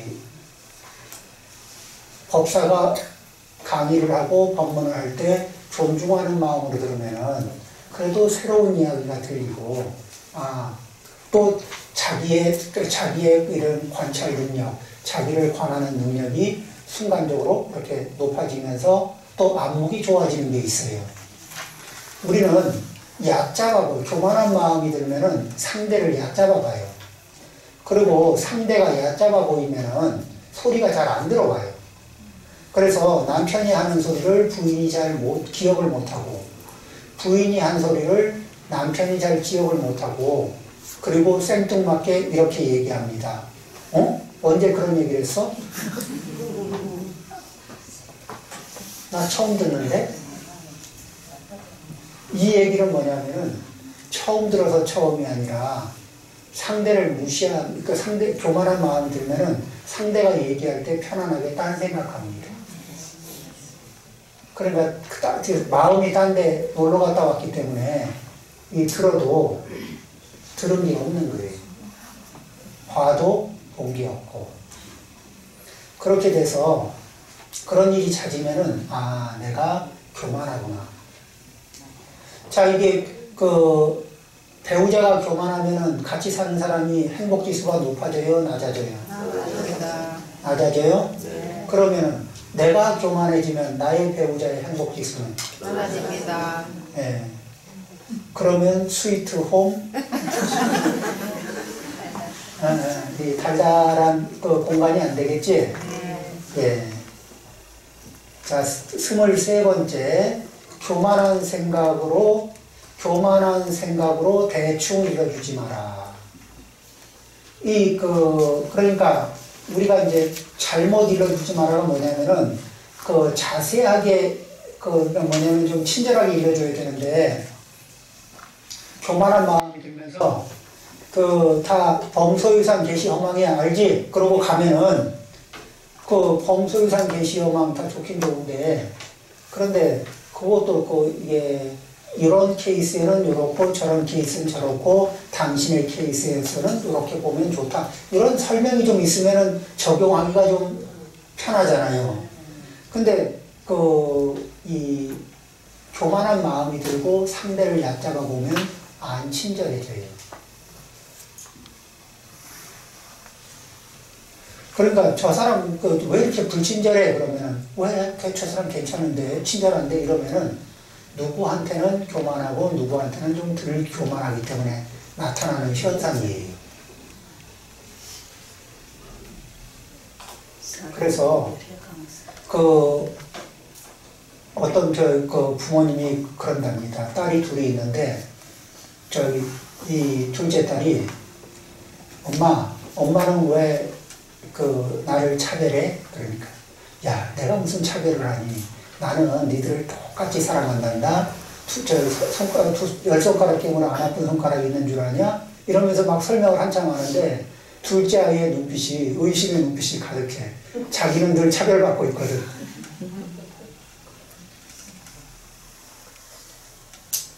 교만한 마음을 품고 바라보면은, 그리고 아니야 안만 얘기해도, 오해를 풀자 이렇게 얘기해도 내 행동, 내 마음자리에서 교만심을 풀지 않으면은 100번 풀어봐야 풀리나. 저 사람은 말할 때만 그렇지 결국은 똑같아. 이런 소리를 듣게 될까 안 듣게 될까. 그러겠죠? 시간은 흘러가고 남은 건 많고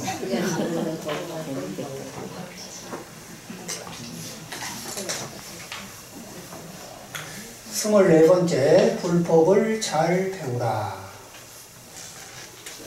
자, 이제 이렇게 주어졌을 때, 인연이 왔을 때 잘 배우는 거예요. 잘 배우는 거는 어떻게 해야 불법을 잘 배우는 거냐면은, 불법을 잘 배우는 걸 금강경에서 비결을 일러줬어요. 그게 뭐냐면은, 수지, 독송, 위타, 인설. 이 말이 이제 비결인데, 수, 지, 독, 송, 위, 타, 인설 8글자를 어떻게 하는 거냐? 받을 숫자인데 수용한다. 받아들이는 건데 분명하게 이해하고 10분 이렇게 받아들여요. 자, 분명하게 이해하면서 마음으로 이렇게 받아들여요. 그 다음에 지는 지닌다는 소리인데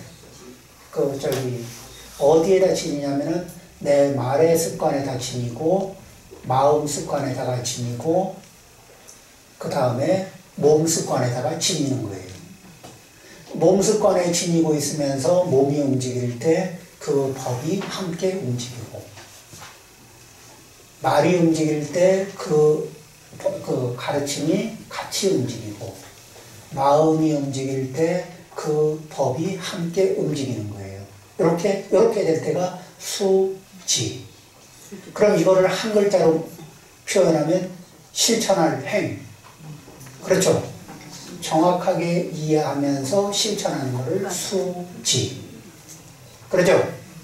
이렇게 수지하는데 그 방법이 뭐냐? 그러면 독송인데 독은 보고 읽는 거예요. 경전을 보고 읽는 거를 독. 그리고 많이 보고 읽다 보면 우리 천수경 많이 보고 했죠? 결과는 어떻게 해요? 안 보고도 할 수 있죠? 그걸 뭐라 그러냐면 안 보고 할 수 있는 걸 송. 그러니까 많이 보고서 많이 하다 보면 자연스럽게 안 보고도 할 수 있는 상태. 안 보고도 할 수 있는 상태가 되면은 어떤 일을 만나면은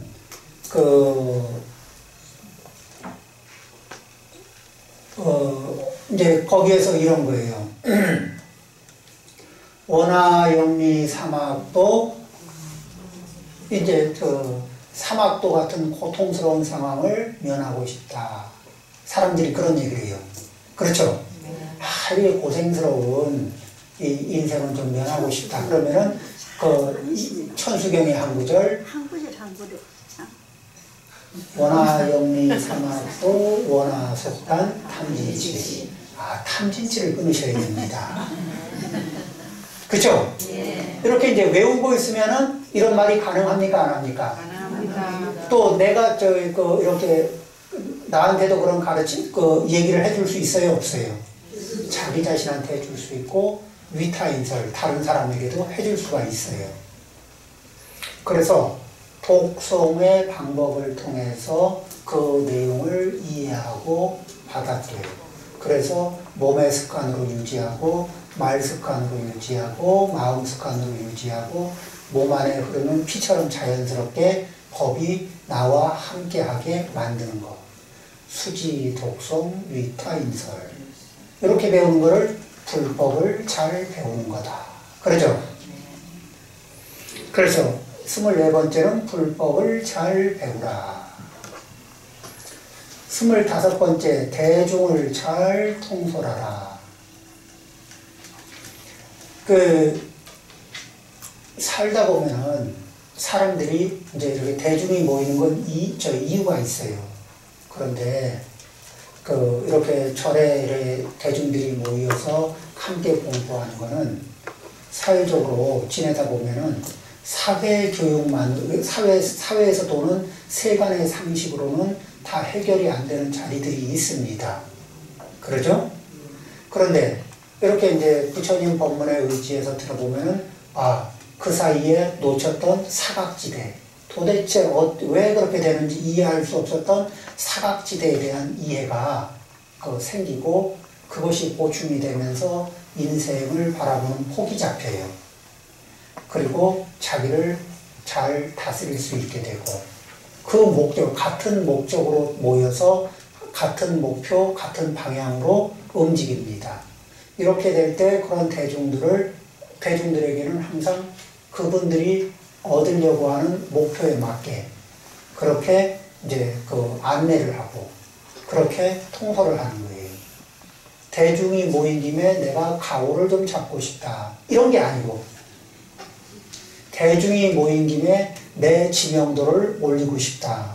이런 게 아니고 이렇게 그 법석이 마련된 자리에서 요번에는 우리가 모두 48경부법을 잘 소화해서 그것이 우리 전체의 삶에 이익이 되게 이렇게 이익을 동등하게 나누는 쪽으로 함께 노력하는 자리에서 우리들은 그 이렇게 많은 분들이 한 자리에 모여 있지만은 단란하게 먼저 굉장히 안정되게 그리고 차분하게 이런 그 관계를 맺을 수가 있습니다.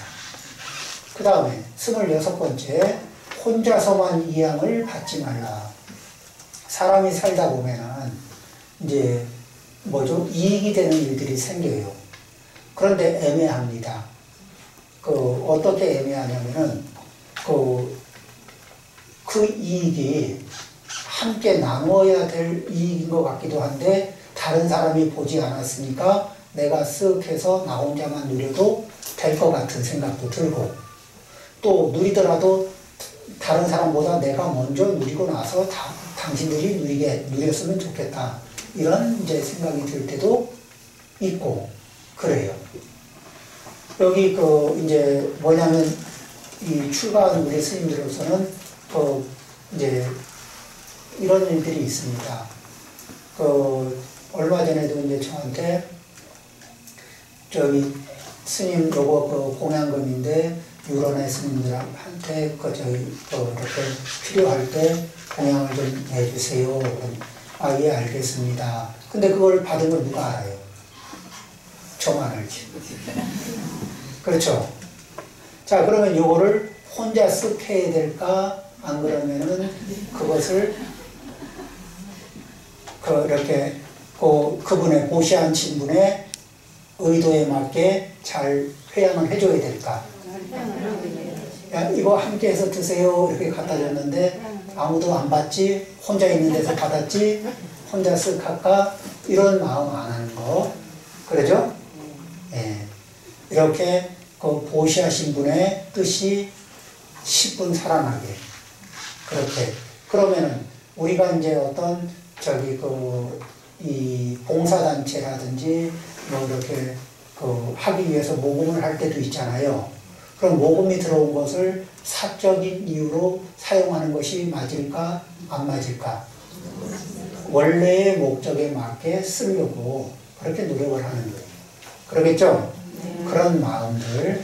그러니까 가능하면은 저에게만 주세요. 이런 액션을 해야 될까? 안 해야 될까? 저는 이제 이렇게 얘기합니다. 보시를 하실 분. 저한테 보시하는 것보다 대중에 보시하는 게 복이 많습니다. 실제 그래요. 아니, 복을 많이 받고 싶다는데, 복을 많이 받으라고 안내를 해야지. 안 그러겠어요? 네, 맞습니다.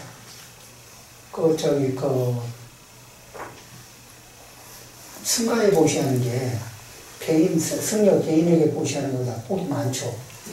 이건 비교가 안 되는 거예요. 그러면 저는 어떠냐? 승가의 보시가 이루어지면 승가의 일원으로서 그 복락을 누립니다. 그러겠죠? 네. 그러니까 별청을 받지 말라.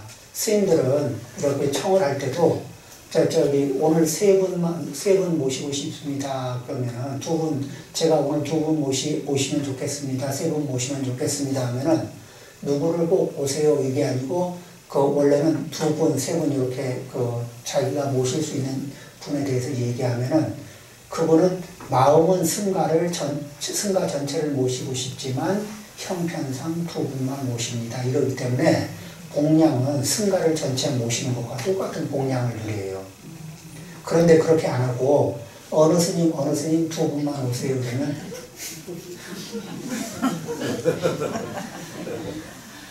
아니면 어느 스님 세 분을 모셔도 그 세 분을 모신 복이 그냥 이렇게 그 두 분, 그 승가의 두 분을 모십니다. 이렇게 하면은 승가를 대표해서 두 분을 모십니다. 해서 승가의 공양을 올리는 게 돼요. 그 복이 큽니다. 숫자는 비슷한 것 같은데 마음자리는 다르죠? 예. 제가 이렇게 말씀드리는 거는, 이제, 누구를 특별히, 이거는 이제, 그 얘기는 넘어갑니다. 28번째, 스님들을 별청하지 마라. 요 얘기도 비슷한 얘기죠? 네, 29번째, 나쁜 업으로 살지 마라. 거기에 보니까 뭐 남녀의 관상을 보고 점을 치지 말라. 뭐 이런 말들, 뭐 어떤 주술을 쓰거나 이런 것들은 업을, 운명을 이렇게 좋은 쪽으로 이렇게 변화를 시키는 겁니까? 아니면 이렇게 운명을 고착시키는 겁니까? 운명을 고착시켜요.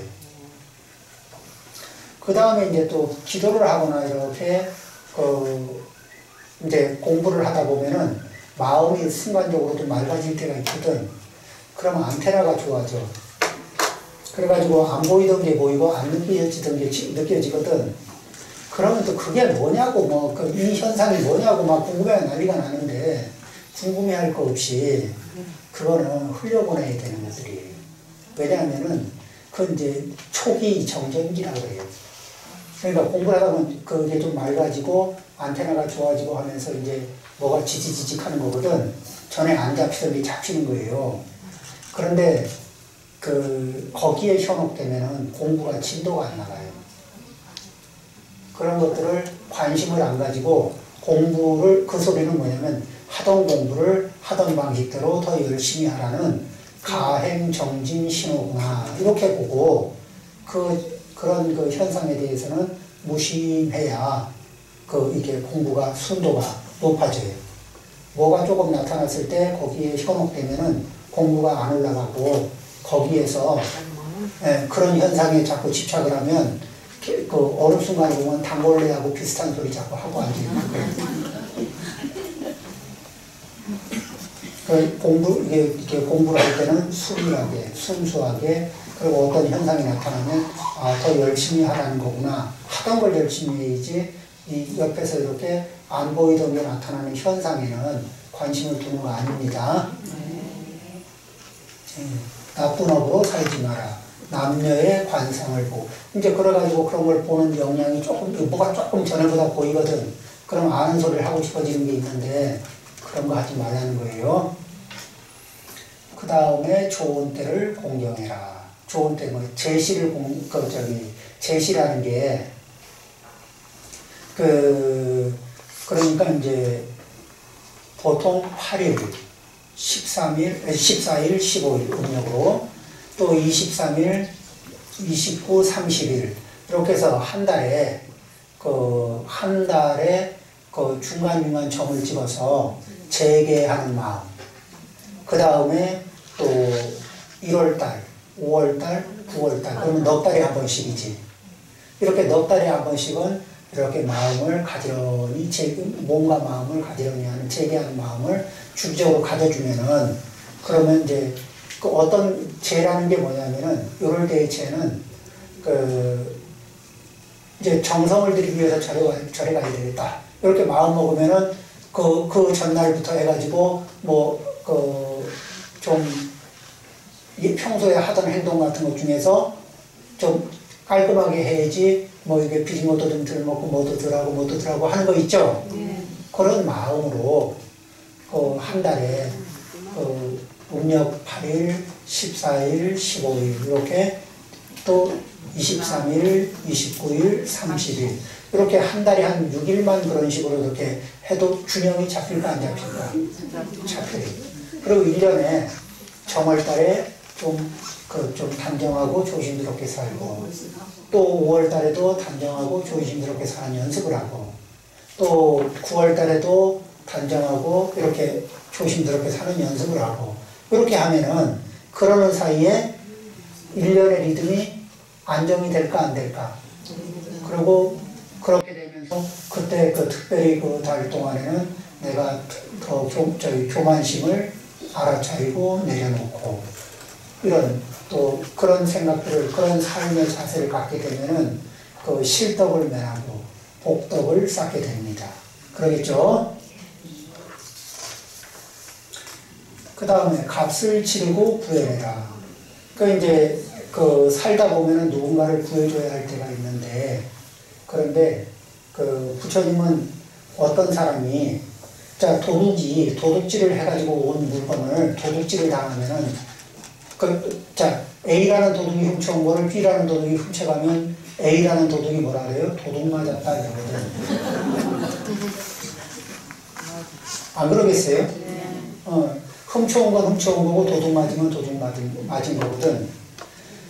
근데 그 도둑거니까 그냥 가져가서 그냥 저기 쓱 해도 되겠지가 아니라 어떤 그 이렇게 옛날에 그러니까 도둑에게 잡혀 있거나 이런 사람들도 값을 그러니까 뭐냐면은 그분들한테 지불할 수 있으면 값을 지불하고 구해내라고 했듯이 뭐냐면은 어느 상황에서든지 저기 상황을 정상적으로 돌리기 위해서 기본적인 강압적으로 하거나 이런 게 아니라 요즘에는 이런 상황이 잘 안 놓여져요. 그리고 이제 저희 경전이나 뭐 이런 것들을 함부로 다루는 사람들 손에 들어있으면은 그분들에게 양도를 할 것인지 물어보고 또 아니면은 팔겠냐고 물어보고 그렇게 해가지고 그렇게 집에 두고 이렇게 경전을 읽든가 아니면은 또 절에 이렇게 그 스님한테 갖다 드리고 그렇게 하면 돼요. 이렇게 굴러다니게 하는 게 아니고. 그 다음에 중생을 해롭게 하지 마라. 중생을 어디까지 볼 거냐. 요즘에 이제 사람들의 마음이 내 편을 어디까지 볼 거냐거든요. 내 편이라는 건 뭐냐면 나하고 비슷하게 볼 수 있는 범위가 얼마나 되냐. 자, 이제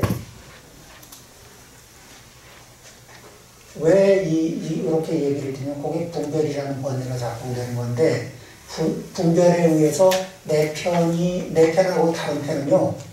내 편과 남의 편이 처음에는 그냥 순하게 금이 꺼져 있다가 적대감이 형성이 되면은 죽여도 좋아요. 나중에.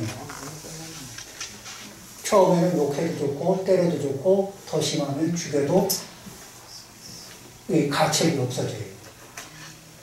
그렇죠. 여기에서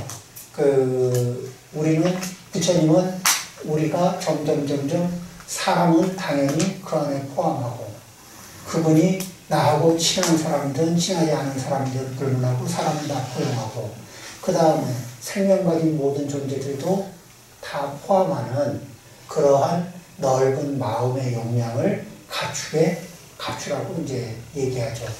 그러니까 이 반려동물들 함께 이렇게 데리고 사는 동물들을 선택할 때 불자들은 얘들이 건강하고 귀염 떨 때까지만 이뻐할 건가 아니면 이 아이들의 생로병사를 함께 책임질 건가.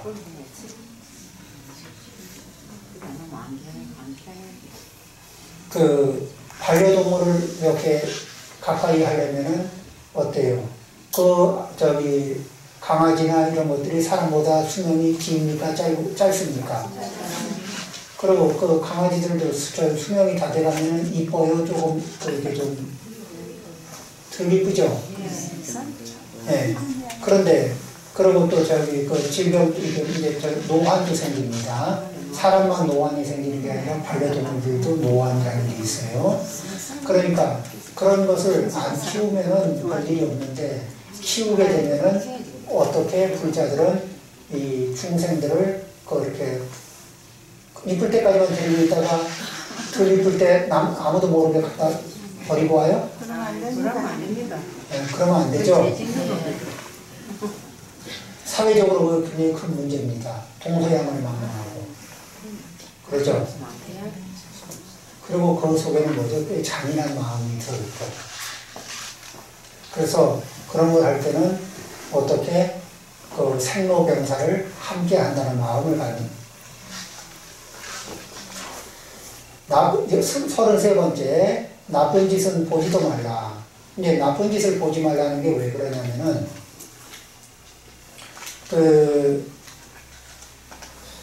우리 아들이 누가 저기 게임을 잘하는 걸 보고서 이렇게, 넌 게임하니? 안 해요.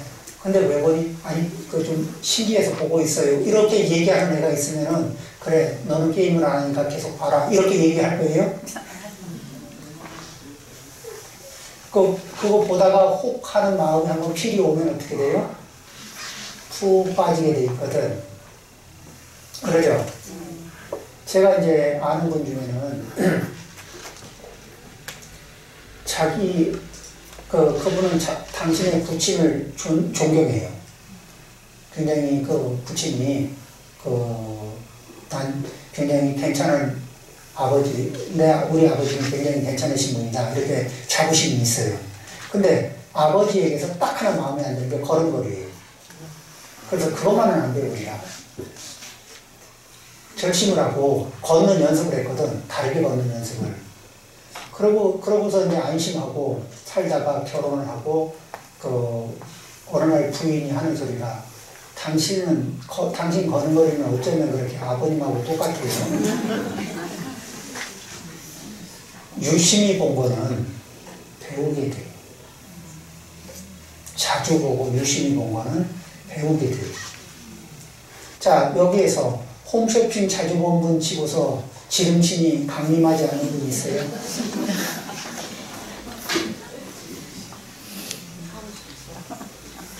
그렇죠? 그러니까 보는 것도 인연을 짓는 거거든. 보는 것도 인연을 짓는 거기 때문에 내가 가까이 할 것인지 아닌지를 이렇게 미리 생각을 하고, 아닌 자리는 돌아가는 거예요. 한 1분 정도 더 걸어야 돼도 그 코스로 걸어가면은 눈길을 빼는 게 있거든. 그러면은 1분을 이렇게 돌아서 가더라도 돌아가는 게 좋고. 왜냐하면은 내면의 어떤 유혹의 역량이 내가 평상시에 나를 조절할 수 있는 힘을 가지고 있는데, 어떤 강한 유혹의 역량이 외부에서 오면은 그 방어선이 무너질 때가 있거든. 나는 양심을 지키려고 하는데 내 양심을 30만 원에 팔을 해. 안 팔고 싶지. 100만 원에 팔을 해. 안 팔고 싶지. 그런데 100억을 앞에 갖다 놓으면 조금 고민되죠? 이렇게 어느 순간에 이렇게 충동만 강하게 각자마다 무엇인지 모르지만은 이런 식으로 강한 나에게만, 내가 약한 자리로 어떤 충동이 들어올 때가 있거든. 그렇죠? 그런데 그것들을 자주 접하게 되면 내 방어선이 무너져요. 그리고 나도 모르게 그것에 익숙해져 갑니다. 그래서 가능하면은 익히면 좋지 않은 것들, 익히면 별로 좋지 않은 것들, 이런 것들은 안 보는 게 좋아요. 아침 드라마를 많이 보신 분들이 가끔 하는 얘기가 있어요. 왜 나한테는 저런 찬란한 스캔들이 안 생기냐.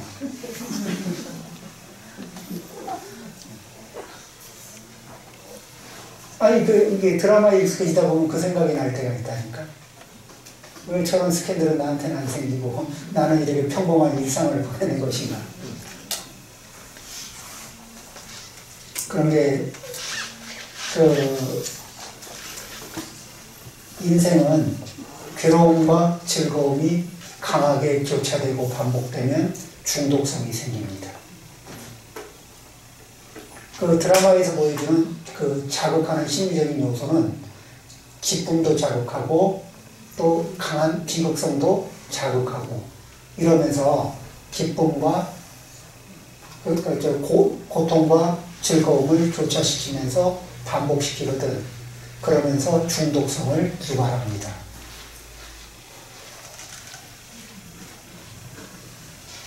자, 왜 중독되는지. 제가 이렇게 얘기하면 드라마 만드는 분들 기분이 좀 안 좋겠어요. 드라마라고, 이게 이제 보더라도 알고는 봐야 돼요. 액션 영화를 보면 우리가 평생에 보는 거친, 이렇게 잔인한 동작을 영화 한 편에서 보는 양보다 평생 보는 게 영화 한 편에서 보는 것보다 적을 겁니다. 그렇죠? 우리는 살면서 사람이 사고를 당기고 있는 거를 몇 번이나 보겠어요? 거의 없죠. 그런데 영화 안에서는 참 많은 사람이 죽어가는 것을 봅니다. 그것도 굉장히 앵글을 가까이 가서 맞춘 거를. 그 다음에 그 다음에 뭐냐면은 도둑들 소재로 하고 나면은 도둑들이 주제가 돼서, 주인공이 돼서 나오면은 보다 보면 도둑들 편에 들어가지고 내가 막 응원하고 앉아있어. 그렇죠? 예. 살인하는 액션 영화 속에서는 살인을 하고 있는 주인공에 동화돼가지고 막 주인공을 응원하고 있다니까? 죽여라 하면서. 또, 드라마 이런 거 보면서, 이렇게, 애매한 불륜에 빠진 주인공을 연민심으로 바라보고, 응원하고, 막 이런 거 있어요. 그 다음에, 드라마 속에서, 영화 속에서 보면 거짓말 참 많이 이렇게 자연스럽게 하는 동작들, 다양한 이런 것들이 있죠. 거친 말들. 한국 영화, 조폭 영화는 욕이 절반입니다. 대사 중에. 자, 이렇게 우리는 즐겁기 위해서 오락으로 접하는데 살도 음망을 이런 미디어 매체를 통해서 연습합니다. 그러니까 그런 걸 볼 때는 안 볼 수 없어서 보게 된다면은 그 옆에다가 부처님의 법을 옆에 붙여줍니다. 범소유상 계시오. TV 양쪽에. 보긴 보지만은 마음에 쌓이지 않게. 범소유상 계시오. 그리고 또 붙여놨다가 시간이 지나면은 이게 지금 시간이 50분인데 조금 더 봐도 될까요? 네. 끝낼까? 조금 더 봐도 될까요? 네. 또 이제 문구를 바꾸는 거예요. 뭐라고 바꾸느냐? 일체유의법 여몽반 호용. 그렇죠? 네, 그렇게 이제 한 번씩 써서 주지스님한테 써달래가지고 한 번씩 TV 옆에다가 박아놓는 거고 모니터 옆에 그걸 갖다 놓고 보는 거예요. 여기서 이 나타나는 일체의 현상들은 다 나오는 거다. 항상 보리심을 생각해라. 그러니까 이제 불법성 삼보를 그 다음에 원을 바라라. 서원을 세워라. 이러면은 서원을 세우라는 말은 뭐냐면은 맹세를 해라. 여기에서 뒤로 밀리지 않는. 우리는 참회를 할 때도 참회를 할 때 제일 중요한 게 뭐냐면은 어떤 행동에 대해서 어떤 업력에 대해서 참회합니다. 이런 생각을 할 수 있죠. 근데 그렇게 하는 게 참회의 핵심이 아니고 더 중요한 건 뭐냐면은 참회합니다. 그리고 and 다시는 반복하지 않겠습니다.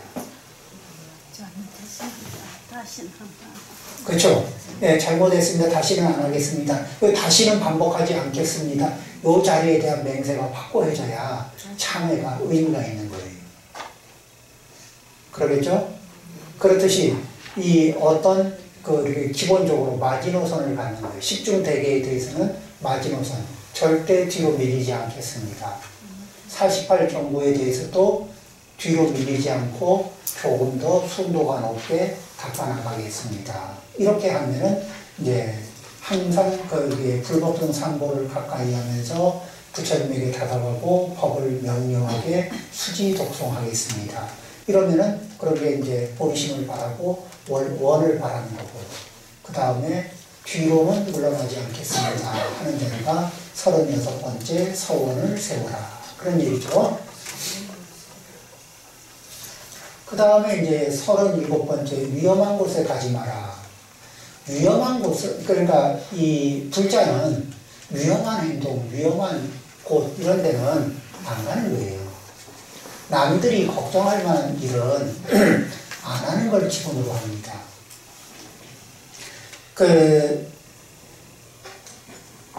어떤 분들은 뭐냐면은 주식을 이렇게 요즘에 이제 많이들 하는 게 주식도 어떤 분들은 그래요. 중독성 있는 분들이 어떤 분이냐면은 위험한 주식을 사는 분들이 중독성 있는 분들이. 그래가지고 위험률이 높은 걸 사서 이렇게 긴장감 속에서 바라보다가 많이 따거나 많이 벌거나 왕창 잃어버리거나 이렇게 되거든. 그렇죠. 그런 이 투기 형태에 중독되는 분들이 있어요. 이런 삶을 그런 위험한 상태로 들어가는 습관, 위험한 걸 즐기는 습관들 이런 것들은 내려놓습니다. 옛날에 스님들이 위험한 곳에는 토굴도 짓지 말라 이런 말이 있어요. 그리고 길이 멀어도 안전한 길로 다니라 이런 부처님 율장에도 그런 게 있거든요. 그러니까 위험한 곳에는 가지 않는 거, 위험한 행동은 하지 않는 거, 위험한 거로 다른 사람을 걱정시키지 않는 거 이런 것들 그런 필요합니다. 그 다음에 이제 높고 낮은 차례를 어기지 말라. 요거는 뭐냐면은 예의 범절과 관련된 얘기예요. 우리가 기본적으로는 우리는 연세가 있는 분도 연세가 작은 분을 향해서 존중하고 공경하고, 연세가 작은 분도 연세가 많은 분을 향해서 존중하고 공경하고, 그러면서도 사회적, 우리는 똑같이 존중하고 공경하면서 사회적 통념에 의해서 이렇게 또 먼저 이렇게 대접을 하고요. 이런 거. 그래서 항상 어떤 마음 자세냐면 양보할 마음의 자세. 양보라는 게 별거 아니에요. 영어로 표현하면 after you. 내 차례는 당신 다음입니다. 그렇죠? 이 정도. 내 차례는 당신 다음입니다. 이 얘기는 뭐예요? 당신 먼저. 이렇게 권하는 거. 이 정도의 마음 자세면은 괜찮습니다. 그 다음에 복과 지혜를 닦아라. 복과 지혜를 닦는 방법은 아까 그 세 가지 삼정보시, 재물을 가지고 보시를 하면서 재물을 얻고, 또 이렇게 법을 보시하면서 지식 정보를 나눠줌으로 해서 총명지혜의 과거를 얻고, 또 무예보시를 통해서 건강 장수의 과거를 얻습니다. 제가 아는 분 중에 광주에 사는 분인데 특별히 총명한 분은 아닌 것 같아요. 그런데 남편은 의사고 이 부인은 김치도 담글 줄 모르면서 결혼 생활을 32년을 넘게 했는데, 문제는 뭐냐면 시어머니가 전혀 불만이 없어요. 여전히 이 김치도 이런 것도 다 갖춰줘요. 그런데 어떤 능력이 있느냐? 남편이 벌어다 준 돈을 저축을 해서 가지고 있다가 어디다 투자를 하면은 그게 대박이 터져요. 계속 대박을 연속으로 터뜨리다 보니까 남편이 벌어놓은 돈보다 부인이 번 돈이 더 많아. 그리고 부인이 어디 놀러 다니는 걸 집안에서 다 찬성해요. 어디 왔다 갔다 하다가 마음에 드는 곳에서 툭 찌르면은 돈이 돼. 이거는 전생 복력, 예, 그러니까 경제학 박사보다 지나가면서 바라보는 실물 경제가 뛰어난 분이에요. 이 복력이 있으면 그런 게 보이고, 복이 안 되면은 이게 막차를 타면서 고생을 합니다.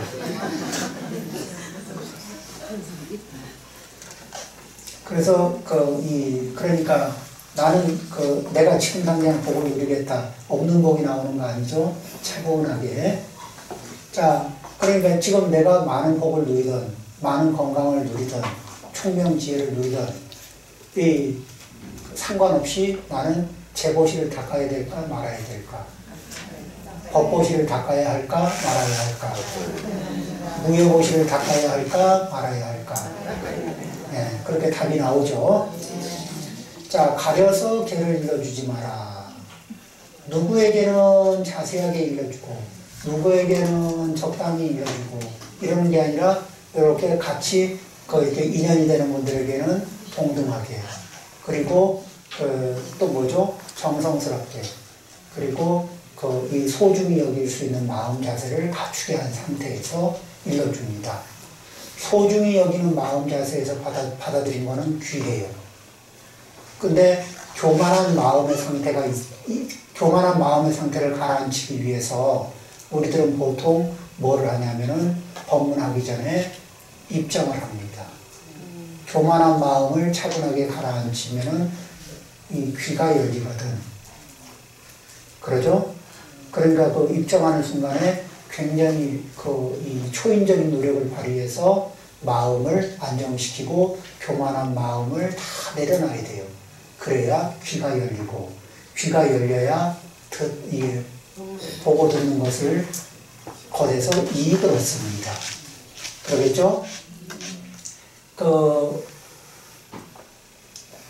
지금 제가 저를 바라보면서 저 법사가 좀 시원찮아 보이고, 웃기고, 이렇게 형편없어 보이고, 이렇게 보이는 분은 여기 앉아 있으면서 재미없거나 안 그러면 별로 이익을 얻을 수가 없어요. 저를 좋게 봐달라는 문제가 아니라, 그렇죠? 네, 왜냐면은 우리는 무시하는 대상으로부터는 결코 배우지 않으려고 하는 행동, 습성이 있거든. 그러겠죠? 그래서 그 다음에 이렇게 법사가 돼서 또 누군가에게 가르침을 줘야 할 때는 이익을 전제로, 이익을 위해서 하는 게 그런 마음을 하지 않고 순수하게 그분들을 위해서, 그분들의 입장이 돼서 생각하고 말하고 하는 습관을 갖습니다. 남편에게 얘기할 때 남편의 입장이 돼서 남편을 위해서 얘기하고, 아내의 입장에서 아내를 위해서 얘기하고, 그렇게 그 입장이 돼서 이해하고 이야기할 수 있을 때, 그럴 때 그분과 대화가 가능해져요. 내 입장을 상대에게 강요하고 투입시키려고 그러면은 고문이 됩니다. 부모님들이 아이들하고 대화가 끊기는 중요한 맥점 중에 하나가, 부모님이 자식을 위해서 충분히 생각했으니까 자식한테 너는 생각할 필요 없다, 받아들여라, 이러면서 강요할 때 자식들은 엄마하고는 대화가 안 돼, 아빠하고는 대화가 안 돼, 이렇게 그런 일들이 생겨요. 자, 여기 개를 받지 않은 사람에게 포살하지 마라. 포살은 개 받은 사람이 할 수 있는 자격 제한이 있는 겁니다. 개를 받은 사람들은 지금 우리가 이런 얘기를 들으니까 범할 필요가 있어요? 아니면 잘 지키는 게 이익이에요? 잘 지켜야 됩니다. 잘 지키는 게 이익이죠? 네. 경전을 존중하는 게 좋습니까? 경전을 무시하는 게 좋습니까? 존중하는 경전을 공양하는 건 경전의 내용을 실천하는 거.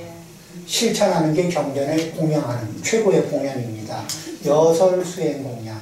경전에서 일러준 방식대로 수행하는 게 최고의 공양입니다. 그리고 그렇게 한 내용을 가지고 몸으로 실천하고 몸으로 직접 실천하면은 중생을 교화하는 강력한 힘을 얻습니다.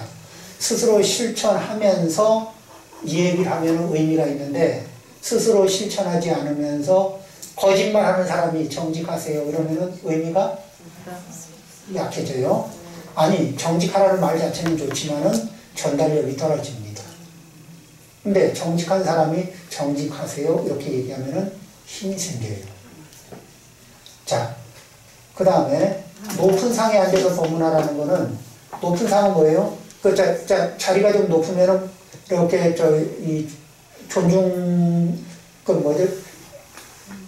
그러니까 뭐냐면 자세에서도 법을 설할 때는 사람들이 공경하는 마음 자세가 되고 존중받을 수 있는 자세에서 법을 설하라. 그러니까 그 법사가 존중받으라는 얘기가 아니고, 법은 귀한 거기 때문에 듣는 사람들이 존중할 수 있는 자세를 갖게끔 도와줘야 된다는 거예요. 그러겠죠? 옳지 못한 법으로 제재를 가하지 말라. 이게 47번째. 그리고 마지막으로 불법을 파괴하지 말라. 이런 거는 뭐예요? 우리가 배운 것을 잘 실천하면 불법을 잘 보호하는 거고, 우리가 나는 불자고 30년, 50년 불자로서 살았다 그러면서 마음대로 행동하고 불법을 무시하고 또 이렇게 그런 식으로 하면은 그래 불교 30년, 50년 해봐도 저 모양이지 이런 게 되지 않겠어요? 그러면 그게 불법을 파괴하는 행위가 됩니다. 자, 이제 뒷부분은 좀 짧게 간단하게 말씀을 드렸고, 우리가 함께 나눈 이야기 함께 소중하게 생각하면서 우리의 삶을 업그레이드하는 계기가 됐으면 좋겠습니다. 마치겠습니다.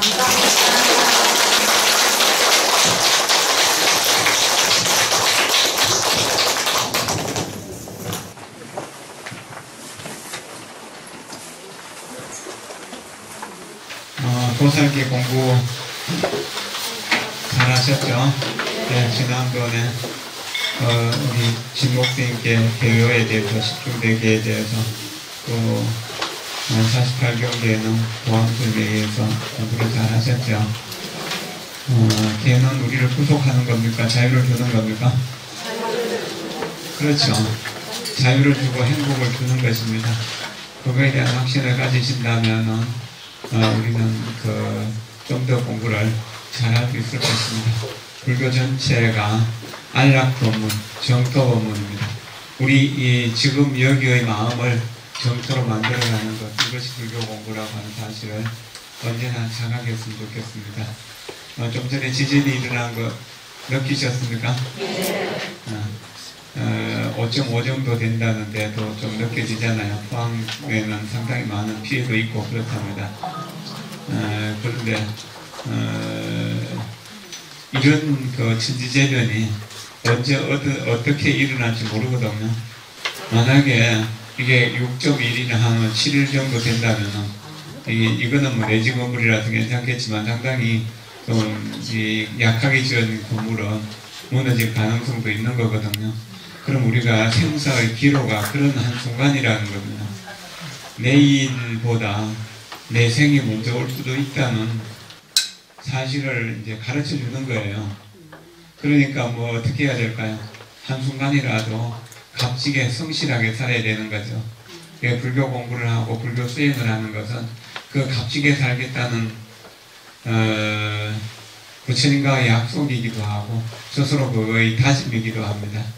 그러면은 불교 공부를 통해서 두 가지를 얻을 수 있는데, 한 가지는 내가 내 자신을 갈고 닦는 일이고요. 다른 한 가지는 그 갈고 닦은 내 마음의 공을 다른 사람들에게 나누어 주는 것, 남들을 위해서 하는 것이죠. 자신을 위하는 일을 상구보리, 위로 깨달음을 얻는 것이라고 하고, 중생을 돕는 것을 하마 중생이라고 하죠. 이 두 가지가 우리 삶의 목표가 될 때 우리는 언제나 평화롭고 행복한 삶이 될 수 있을 것입니다. 여러분들이 공부를 잘 해주셔서 이렇게 빈입업석이 원만하게 이루어지고 있습니다. 이것이 계속 이어져서 우리 공부가 우리들의 삶을 불행에서 행복으로 변화시켜 줄 수 있기를 바라면서 가급적이면 이 공부를 이어갈 수 있도록 그렇게 하도록 하겠습니다. 고맙습니다. 감사합니다.